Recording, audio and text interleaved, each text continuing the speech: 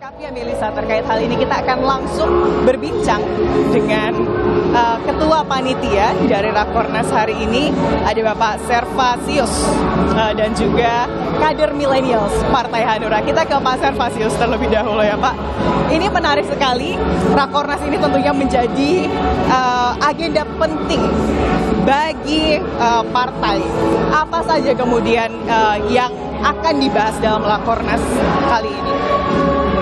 Baik, Rakornas Partai Hanura ini merupakan ajang konsolidasi Partai Hanura untuk persiapan menghadapi pemilu tahun 2024, yaitu mengkonsolidasikan kekuatan DPP dengan kekuatan struktur di daerah. Nah, dalam tahapan ini tentu kita membutuhkan kerjasama dengan Bapilu dan kader-kader organisasi di tingkat DPD dan DPC. Sehingga kami mengadakan Rakornas di Bandung. Kenapa di Bandung? Karena Bandung ini merupakan dari aspek demografi itu merupakan pemilih terbesar setelah Jawa Tengah, Jawa Timur. Yang berikut merupakan dapil terbanyak. Dapil seluruh Indonesia, dapil terbanyak Jawa Barat. DPT terbanyak, hampir 35 juta. Itu artinya dari aspek bonus demografi, setiap partai termasuk Hanura menjadikan Jawa Barat sebagai salah satu lumbung untuk meraih suara dan meraih kursi DPR di semua tingkatan. Tadi yang juga menarik pidato dari Ketua Umum Bapak Usman Sabta ya. Bagaimana Anda menanggapi barusan pesan yang disampaikan oleh Pak Ketum? Pertama, Pak Ketua Umum sebagai negarawan, beliau tentu sudah punya pengalaman tentang kehidupan berpolitik, berbangsa dan bernegara. Karena itu apa yang dikatakan tadi itu merupakan motivasi untuk menyadarkan kader Partai Hanura agar bekerja keras, masuk di dalam sistem politik, memenangkan pemilu sehingga bisa turut serta menentukan kebijakan-kebijakan kehidupan bernegara agar bagaimana membangun daerah ini, membangun negara dari daerah. Dengan daerah ini juga hal yang menarik. Bagaimana Anda kemudian mengelaborasi hal tersebut? Nah, untuk membangun negara dari daerah agar tidak menjadi beban pemerintah daerah, pemerintah pusat, maka pertama kita harus memastikan Partai Hanura harus menang pemilu di DPD, DPC sehingga punya anggota DPR, punya bupati, sehingga bisa menerjemahkan, mengejawartakan semangat Hanura yang membangun daerah itu secara eksekutorial. Dia tidak bisa mengeksekusi kalau dia tidak berkuasa di daerah.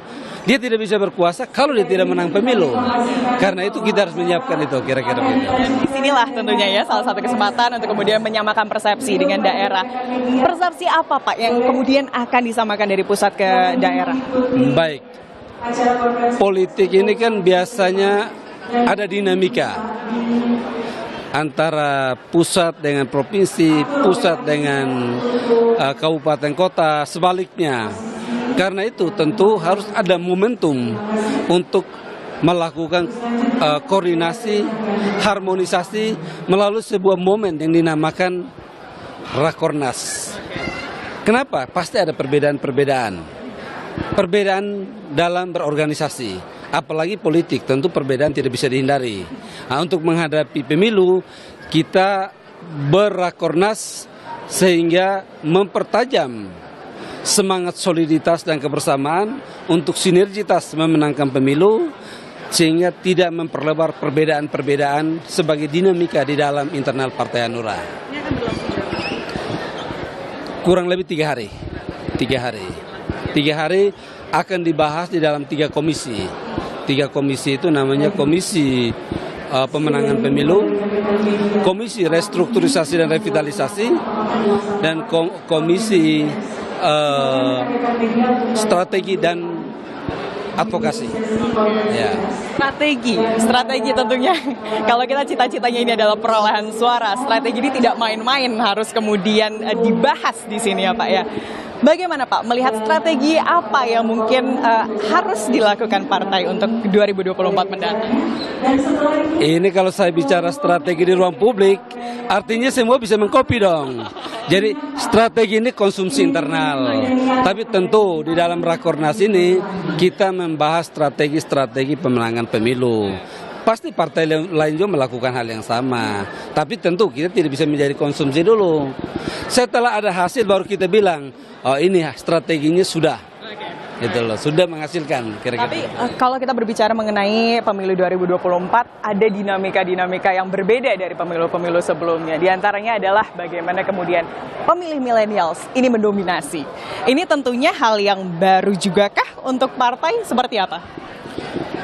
Kita diuntungkan oleh bonus demografi.